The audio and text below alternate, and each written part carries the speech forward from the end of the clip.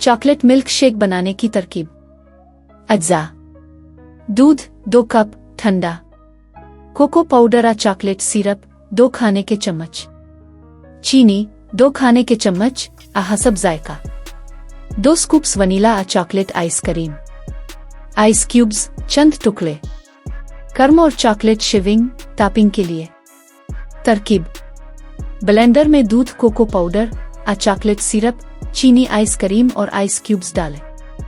अच्छी तरह ब्लेंड करें ताकि एक हमवार और करीमी मिल्क शेक तैयार हो जाए। गिलास में डालें। व्हिप क्रीम और चॉकलेट शेविंग शरबत छिड़कें। गिलास में डालकर ऊपर से चॉकलेट सिरप या चॉकलेट के टुकड़ों से सजावट करें। ठंडा मज़ेदार चॉकलेट मिल्क शेक फौरन पेश करें और लुत्फ उठाएं।